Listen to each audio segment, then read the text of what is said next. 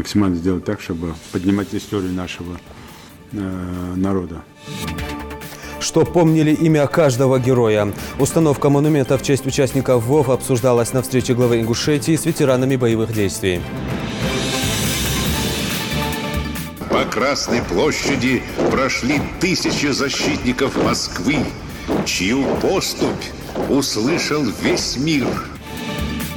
Сегодня день воинской славы. В Москве прошел парад в честь 77-летия торжественного марша 1941 года. Надо поработать с этими людьми. Что они вообще-то намерены делать? Возвращаться домой? Или же нет? Вдохнуть новую жизнь в приграничные сельские поселения. Премьер-министр Ингушетии провел выездное совещание по вопросам развития селений Датых и Алкун. Все. Не выедешь, не заедешь. Прокладка газопровода обернулась медвежьей услугой. Что возмутило жителей улицы Фрунзе в Карабулаке, узнаем из рубрики «Под наблюдением». Именно в этом мужчине воссоздал в чугуне, а это очень сложный материал, именно тот эстетический идеал. Жизнь, посвященная творчеству. Сегодня скульптору Руслану Мамилову исполнилось бы 90 лет. В Джайрасском доме музея проходит выставка и вечер памяти.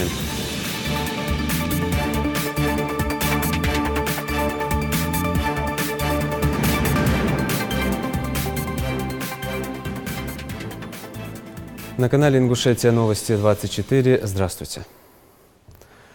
В каждом сельском поселении Ингушетии будут установлены монументы в честь жителей республики, ушедших на фронт во время Великой Отечественной войны и участников локальных конфликтов.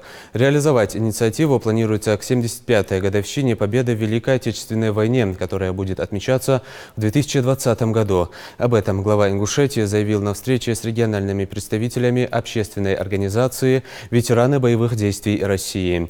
В ходе беседы председатель регионального отделения общественной организации «Ветераны боевых действий России» Беслан Илиев рассказал о деятельности организации, которая начала свою работу с этого года. По его словам, деятельность организации направлена на объединение всех ветеранов боевых действий для наиболее эффективного обеспечения поддержки и взаимодействия с ветеранами и их семьями, реализации их законных прав и интересов. Юнусбек Евкуров предложил создать общественную комиссию, куда будет стекаться вся информация о жителях, воевавших на фронтах Великой Отечественной войны, участниках локальных войн и вооруженных конфликтов, а также о чернобыльцах и афганцах. Руководитель субъекта также напомнил о другом проекте, который охватил уже 27 регионов страны. В завершении встречи Юнусбек Евкуров заверил, что ветеранам боевых действий будет оказана всесторонняя поддержка. Руководитель субъекта также дал поручение до 30 ноября подготовить обширный доклад о проделанной работе по вышеуказанным направлениям. Мы провели встречу с министром внутренних дел Кава Дмитрием Богдановичем, на котором впервые подняли вопрос жилищно-бытовой комиссии МВД по Республике Ингушетии и очередников. И вот с созданием нашей организации у нас было очень много заявок от этих ветеранов, чтобы в первую очередь была затронута именно вот эта проблема. И в эту проблему мы донесли до Дмитрия Богдановича, и он нам тогда обещал, что ЖБК приведет в первую очередь вот, жилищную комиссию, вот в электронном виде переведет эту очередь. Вот у нас распределение путевок МВД, как оно проходит, сколько путевок приходит и как они распределяются. Вот этот вопрос мы тоже попытались упорядочить. В марте 2018 года состоялась в городе Малгобек с руководителем поискового движения в городе Малгобек, вот, о котором мы говорили, по республике Ингушетия Заитовым Бесланом. На встрече мы обсудили вопрос содействия по работе отряда, в дальнейшем взаимодействии, работы, план организации проведения полевого лагеря отряда СКВ, который состоялся в республике Ингушетия в июне 2018 года в рамках программы «Вахта памяти-18».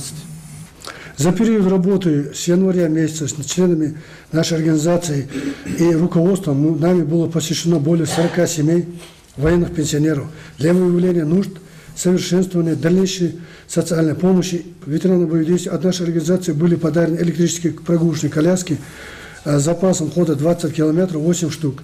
А также нами отправлены заявки на получение еще 16 штук, которые будут получены до 15 февраля 2019 года. Как ветераны боевых действий, также и другие инвалиды, которые нуждаются в протезированной конечности, могут обратиться в этот сервис и получить помощь, не выходя из дома. И у них есть даже сервис, который они будут приезжать на дом и снимать мерки и привозить, и ремонтировать потом эти протезы. В республике работает много различных организаций.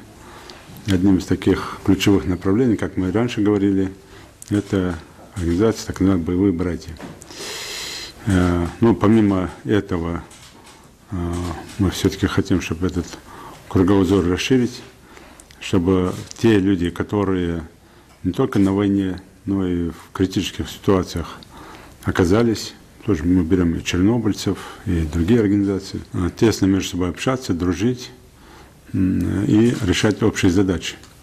Есть разные проекты, которые проходят по линии Союза ветеранов Афганистана. Там можно поучаствовать, и вы уже не раз оказывали помощь, поддержку, начиная от таких, как мы говорим, импортных или иномарок, колясок, что очень полезно и удобно для многих, заканчивая другими подарками, вниманием. Самое главное тут внимание. И есть помощь по линии Союза чернобыльцев. У нас хорошо работает поисковый отряд «Память» Малгобекский. Тоже надо в этом направлении работать и максимально сделать так, чтобы поднимать историю нашего народа. Но самое главное, то, что мы начали за последние годы, вот это продолжить, чтобы вы сейчас сняли нагрузку с главы республики, сами ее возглавили бы. Это по всем местам боевой славы, к 75-летию Победы Великой Отечественной, завершить то, что мы начали.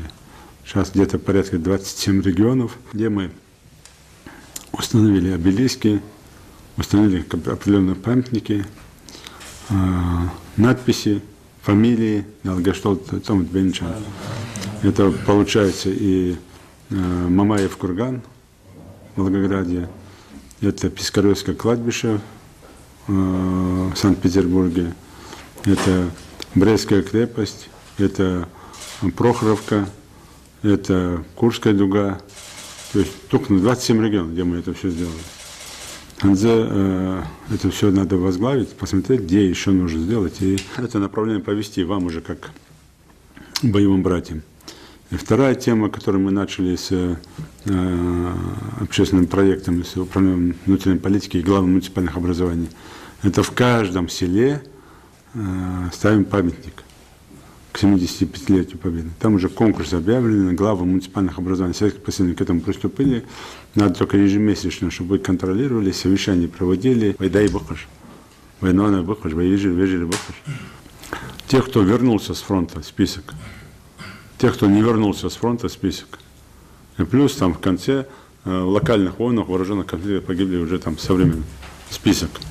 То есть в этом памятнике показано, да, Баргже, Юртер Барбакаш. Он тех, что университет памятник той памятник, муча завод той, Юртер Нагби, что мы погарыш, что мы бейнерыш, Далгештолт Бенчан. Сабякарыш, а даже Юртер Нагбыш. Тогда ни у кого не вызывает какое-то сомнение. Во-первых, вы подрастающее поколение хо, вы том белку хо, том отханин хо. Когда мы еще показываем героев Советского Союза, когда показываем других, русско-турецкую, русско-японскую, уже другое мировоззрение у молодежи. А когда арбиалры диш бахачиш, Ростовы болхи, Москвы болхи, Муча болхи, шей соратники спорите, вот возможности царь. Первый герой России Ховыгала, последний зашение Брестской крепости Ховыгала. Это наш. Больше всех полных Георгиев кавалеров. То есть, алхамдулилlah, наглядная агитация, она всегда лучше действует, чем незримая агитация. В этом цивулаха ваша возглавить здесь протокол внести. Давайте какую-то комиссию общественного контроля сделаем. Буквально со следующей недели, если вы начали бы помогать в этом вопросе, уже туда же, в этот список, который мы говорим, Юртер, можно было бы включить Чернобыль, Бейнерш, Афганию, то есть все туда включить в список. Общих у нас памятников.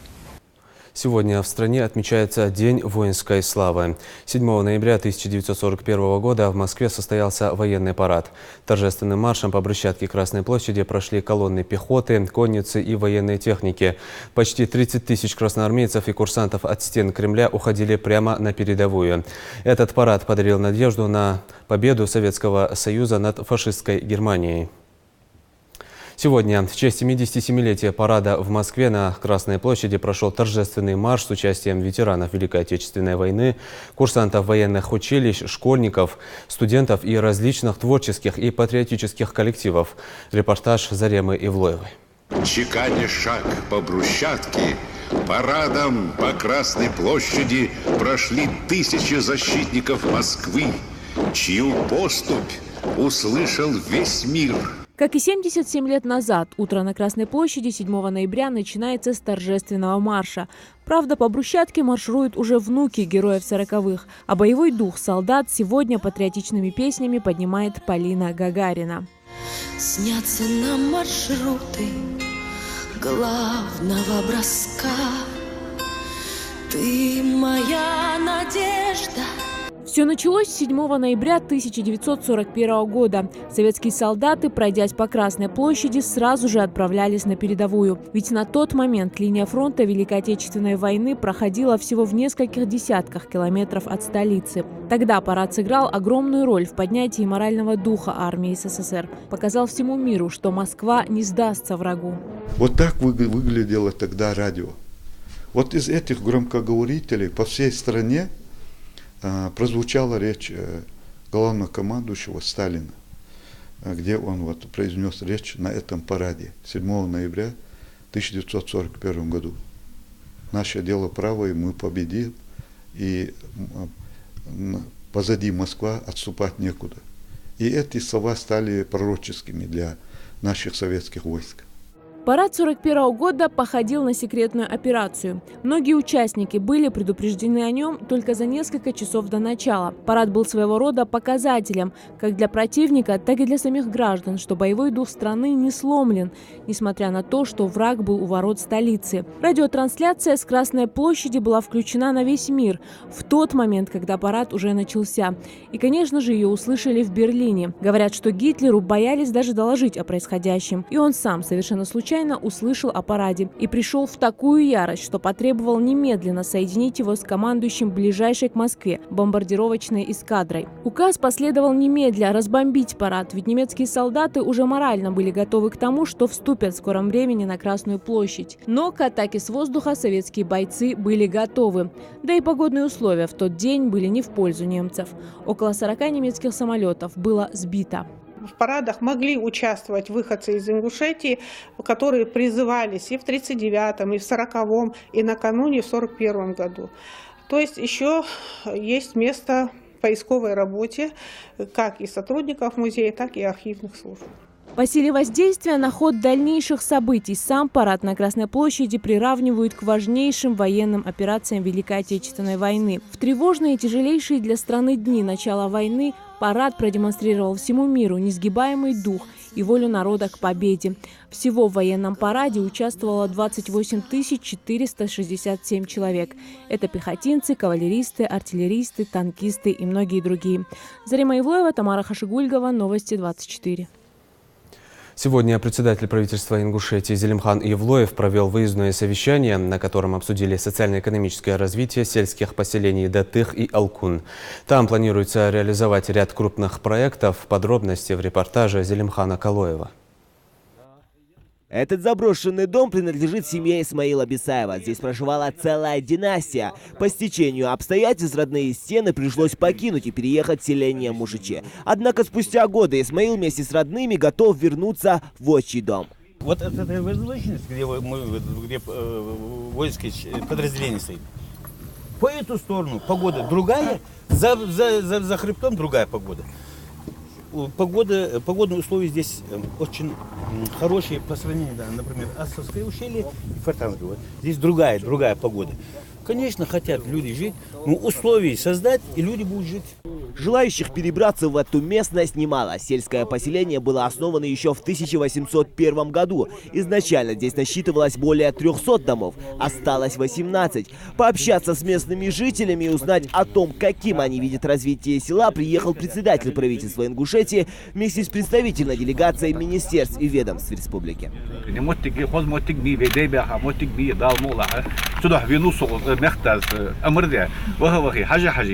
خد ملتا درك حمد يحكي تاكو مينستر بي يرتبوها مينستر وهو حد دحنس فريشي ملا نقص ديش خوجي شي اور تمس اور حب يحكي بتاك ناخذ ساعه 10 قيتيس بين بها فديس يا محمد حوجه يرتو مصداق دي مصلحتي حن خوجده في تاكو تناخذ بوخ بس حواو ملاوي ملا شوفوا نقص دد حاجه بي موت يجري هنا تلقى حاجه كباخ بيزن بول منو باخ بيزن بول سجي تلقى اجج اوز بياخا بول نخل بيت ارا حري ده سخ اوز بياخا تا ديزل بلي ما قاعد خدي اجنخ بلي تنياخ قستا تنياخ ترج عطيخ كاخ حدا قد مشاهد يقدر لا تسام علوش خش موتي ينزل تخ زين قوت كان زين بس حواش تخليك داب وما دا وسخن حنسه تيجا وخلص يرتغن بجن عليه بي أسطر عليه بي وز سياس بات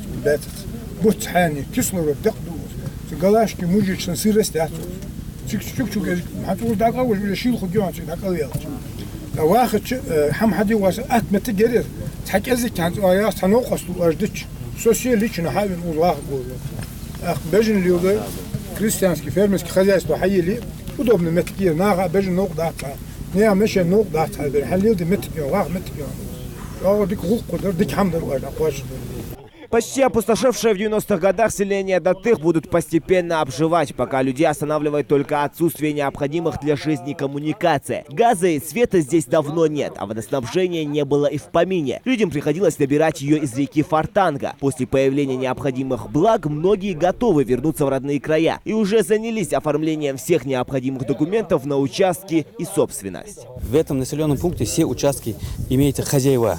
Но там хозяева, которые сейчас мы последние годы, не считая этих 18, мы 105 человек выдали постановление, районная администрация выдала постановление и отмежевали с соседями, с родственниками, как, чтобы каких-то претензий не было. Вот эту мы работу в прошлом году провели. Осталось еще, участков 40 еще осталось людей, примерно мы знаем, они должны еще очистить его, размежевать и дать документы.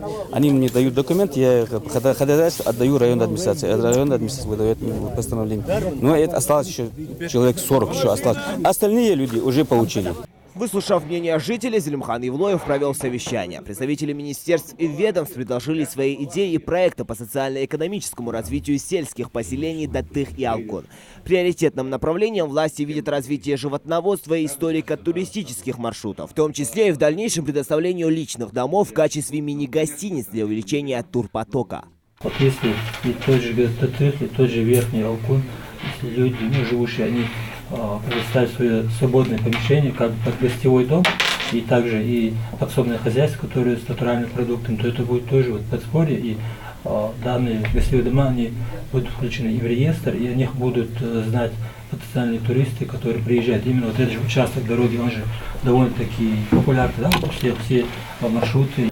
Заработают после заселения новая школа и детсад. Это совместный проект на 120 мест. В рамках программы «Социально-экономическое развитие Ингушетии» на 16-25 годы и госпрограммы развития СКФО на период до 2025 года предлагается реализация проектов с участием инвесторов, в частности, связанных с месторождениями соли и известняка на территории 2 сел. Который нужно разработать в промышленном масштабе. Вот, есть каменная соль. Вот, если инвесторы найдутся, мы со своей стороны готовы их привлечь в управление Минкавказа. Есть программа, очень интересная, хорошая программа по софинансированию любого проекта для любого инвестора. Еще одна проблема. В селении Датых отвратительное состояние дороги. Начальник Ингушавтодора отметил, что этот вопрос будет решен в короткие сроки. Если не помешает погода, новое гравийное покрытие появится уже через месяц. После благоустройства дорожного полотна начнет курсировать и общественный транспорт. Если там люди будут жить и будет необходимость транспорта, никакой проблемы нет. Вот сегодня можем запустить туда транспорт. Значит, как только Батыр сейчас дорогу сделает, мы посмотрим, может быть, один рейс утром, я не знаю, или там вечерний, хотя бы один рейс может организовать. Рейс ходил уже. Еще что там можно будет сделать, вот если школа и детсадик там будут строиться, за счет федеральных средств там можно будет интернет, скоростной интернет провести. В завершение встречи председатель правительства Ингушетии поручил министерствам в течение недели проработать все вопросы по представленным предложениям. Зелимхан Калоев, Асхаб Белакиев, Новости 24. Тот случай, когда улучшение коммунальных условий далеко не в радость. На одной из улиц Карабулака проводятся работы по замене ветхого газопровода. Но, прокладывая жизненно необходимый природный ресурс в дома жителей, рабочие совсем испортили дорогу. И теперь передвижение по улице превратилось в целое испытание. Съемочная группа НТРК в рамках проекта «Под наблюдением» выехала на место. Слово Жаредат Халухоевой.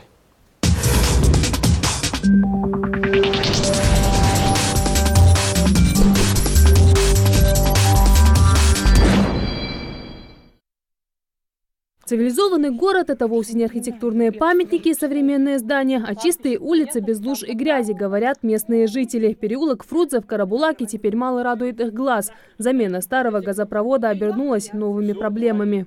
Уже с весны 5 месяцев мы ничего не видим, никаких изменений. Газконтора, которая прокладывала, я звонил, который здесь был, этот подрядчик, он Андрей, кажется. Он говорит... Я говорю, до этого, когда вы ложили, вы говорили, что вы все сделаете. Все. Обещали людям, что все здесь будет идеально, сразу дорогу проложат, все сделают, как было. Хотя бы как было.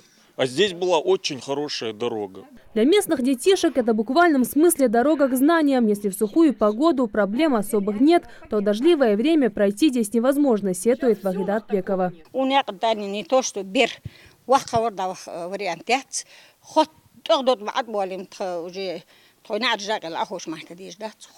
невозможно ход по ерик хакиги хаехка даехка шаш могур хаде узер хаута садава хапкш. Работы по прокладке газопровода завершены на 80%. Более 50 домов теперь подключены к новой сети. Но местные жители просто устали от последствий ремонтных работ и не понимают, почему за тепло в доме надо платить чистотой улицы. С этим вопросом мы и обратились к местным властям. В городской администрации объясняют, ремонт идет поэтапно. В течение месяца все газовые и дорожные работы завершатся и дорогу приведут в порядок. В конце ноября они закончат, завершат работу, они следом начнут прокладывать новые дороги, вернее восстанавливать ту проезжую часть, которую нарушили.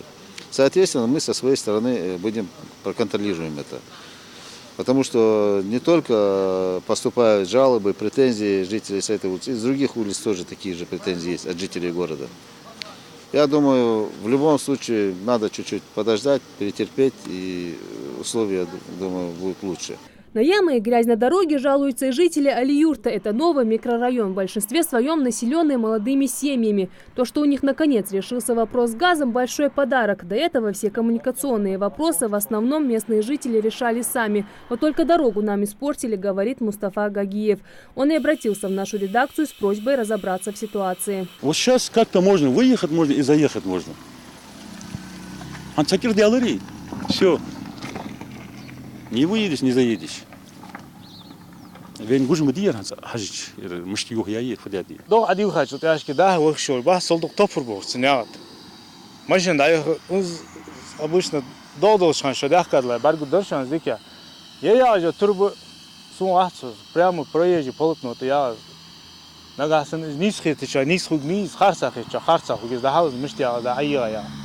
Прямо проезжий полотно, да, баргу доршан. Когда комфортная среда станет удобной для жителей микрорайона? С этим вопросом мы обратились к местным властям.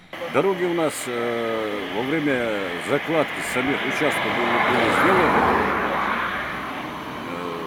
Грунтовые такие дороги с покрытием местного балласта. Вот.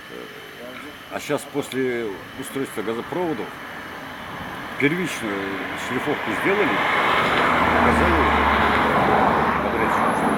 Людям необходимо ездить ежедневно, поэтому, чтобы людям сильно не затруднять, первичную проводку сделать, хотя бы проезд спокойно. Сейчас в данное время идет завершение этого проекта. Чиновники заверяют, по завершению всех работ дороги вернут прежний вид. Ну а жителям нужно набраться терпения, ведь месяц пролетит незаметно, а потом газопровод и новая дорога послужат им много лет. Рарадат Хулухоева, Магомед Таскиев, Новости 24. Пенсионный фонд России с будущего года будет предоставлять органам власти, работодателям и гражданам сведения, подтверждающие предпенсионный возраст граждан для предоставления им социальных льгот. В фонде отметили, что одним из контрагентов, которым ПФР планирует представлять информацию о лицах предпенсионного возраста, являются службы занятости. На основе сведений они будут выплачивать пособия по безработице в повышенном размере. В этой связи Пенсионным фондом организована работа по заключению соглашений об информационном взаимодействии с органами занятости субъектов. Сегодня исполнилось 90 лет со дня рождения ингушского скульптора Руслана Мамилова. В Джайрасском доме-музее известного монументалиста в эти дни проходит выставка и вечер памяти, посвященный художнику. Отмечу, что сотрудниками музея была проделана большая работа по сбору личного архива скульптора, фото и письменных документов, квалификации их по фондам, сбору вещей, представляющих ценность. Репортаж Заремы Евлоевой. Руслан Мамилов – первый и пока единственный ингушский скульптор. Он жил в Джайрахе, здесь же творил. Дом с мастерской был для него духовным пристанищем от шума и суеты городской жизни. В нем он обрел покой и вдохновение. Сегодня здесь находится дом-музей. Школьники, туристы и просто ценители искусства часто приходят сюда, чтобы полюбоваться его творчеством. Но мало кто знает, что сотрудники музея собирали все это буквально по крупицам. Ведь Руслана Израиловича нет с нами уже 25 лет.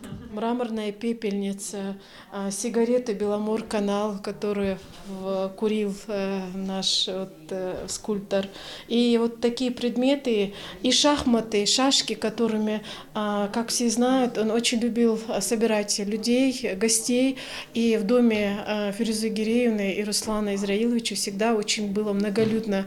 Они всегда умели притягивать к себе образованных, начитанных, грамотных, любящих искусство, творчество людей. И вот за игрой с этими, за шашками они вот проводили досуги, беседовали. И вот эти моменты, они для нас очень ценные, важны. Руслан Мамилов был не только скульптором, но и прекрасным художником. Он родился 7 ноября 1928 года. Был обладателем многочисленных наград, а его работы до сих пор радуют жителей городов бывшего СССР. Памятник, установленный в Грозном в 1968 году, память о пожарных, погибших во время Великой Отечественной войны, один из самых знаменитых монументов Мамилова. Уникальность этого памятника, что он именно в этом мужчине воссоздал в чугуне, а это очень сложный материал, именно тот эстетический идеал, когда мы говорим на ингушском языке «Галгай машсиги хозл кунах возяхаш долждодош», он воплотил в этом герое. Не менее удачна и его многофигурная композиция «Посланец Ленина» Орджоникидзе. Многочисленные парковые скульптуры в Кизляре, Малгобеке и Гудермесе. Каменный фриз на Новом театре в Грозном. И это лишь небольшая часть его произведений. Сегодня этому талантливому человеку исполнилось бы 90 лет. На мероприятие, посвященное его памяти, пришли родственники, друзья и просто ценители прекрасного. С творчеством Руслана Мамилова я знакома давно. Я сталкивалась и с его с рисунками, и с его скульптурами, так как он единственный такой известный скульптор у нас, можно сказать, в Чечено-Ингушетии был. Вот. Но вот сегодняшнее мероприятие, которое вот собрались все его и коллеги, и знакомые, и близкие, я гораздо больше про него узнала, о его творчестве, о его той деятельности, которой он раньше занимался. Такого рода мероприятия, они, конечно, необходимы, чтобы прошлое не забывалось и как бы передавалось из поколения в поколение в будущее. Впервые дом-музей Руслана Мамилова открыл свои двери всем почитателям его творчества в 2011 году. В настоящее время музей насчитывает 554 экспоната, с которыми могут познакомиться как жители, так и гости Ингушетии. Зарема Евлоева, Майрбек Миржоев, Новости 24. Сегодня годовщина Октябрьской революции. В нашей стране эта дата имеет давнюю историю. В современной России День революции перестали отмечать, но он остался в перечне памятных дат. Октябрьская революция существенно изменила ход всемирной истории. Напомню, в ночь с 7 на 8 ноября 1917 года в Петрограде произошло восстание, в результате которого было свергнуто Временное правительство и провозглашена власть Советов. Хроника событий в материале нашего корреспондента. 1917 год – время Первой мировой войны, а значит время потерь, кризиса и голода. Напомню, что Октябрьской предшествовала Февральская революция. Ее встретили с небывалым восторгом и энтузиазмом, которые вскоре переросли в обратное – горькое разочарование. Действительно, выступление революционно настроенных низов, солдат, рабочих и крестьян привело к серьезному сдвигу – свержению монархии. Император Николай II отрекся от престола. Но на этом достижения революции закончились. Ожидаемые реформы зависли в воздухе. Чем дольше Временное правительство откладывало рассмотрение насущных проблем, тем быстрее росло недовольство в обществе.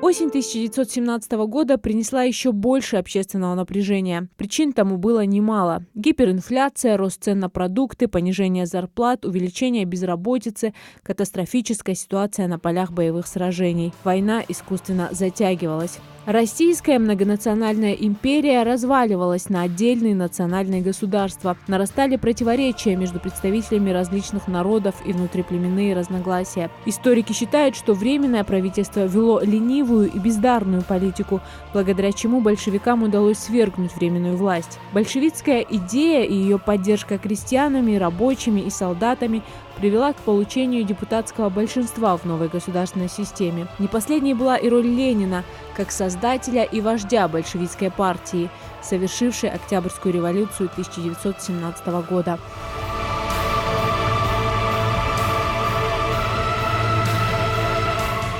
По сути, революция 1917-го – это вооруженное восстание, которое осуществил военно-революционный комитет Петроградского совета. Это судьбоносное событие практически перевернуло не только весь мир, но и кардинально изменило ход истории на многие десятилетия вперед. Вставай, проклятием заклейменный, весь мир голодных и рабов. По мнению историков, последствия Октябрьской революции неоднозначны. Это приход к власти большевиков, принятие Вторым съездом советских рабочих и солдатских депутатов декретов о мире, земле, декларации прав народов страны. Была создана Российская Советская Республика. В дальнейшем был подписан неоднозначный Брестский мир. Но немаловажен и негативный аспект той самой революции. Началась затяжная гражданская война, принесшая еще большие разрушения. Кризис, голод, миллионные жертвы, развал и хаос в огромной стране привел к кризису, тянувшемуся более 1,5 десятков лет. Его последствия тяжким бременем легли на плечи самых бедных слоев населения. Зарема Ивлоева, Новости 24. Теперь за звонки нужно будет нести ответственность. Поправки, предложенные парламентариями, помогут штрафовать за заведомо ложный вызов специализированных служб, в число которых входят скорая помощь, полиция, пожарные или иные специальные службы. За ложное сообщение о пожаре, вызвавшее срабатывание системы сигнализации, оповещения и управления эвакуацией людей, влечет наложение штрафа в размере 5000 рублей. Как отмечают авторы инициативы, необходимость поправок связана с тем, что в торговых центрах часто встречаются случаи, когда люди целенаправленно нажимают на такую кнопку, зная об отсутствии пожара из хулиганских побуждений, с целью навредить конкурентам или проверить ее работоспособность, что приводит к эвакуации и существенным финансовым затратам. Вернулись на родину, достойно представив республику. На турнире, проходившем в Ставрополе, юные воспитанники Малгобекской футбольной школы завоевали почетное первое место. Всего наши футболисты провели 5 игр и во всех одержали уверенные победы. Результат соревнований заслуженный. Это высшая ступень пьедестала почета. Репортаж Тамерлана Хамхоева.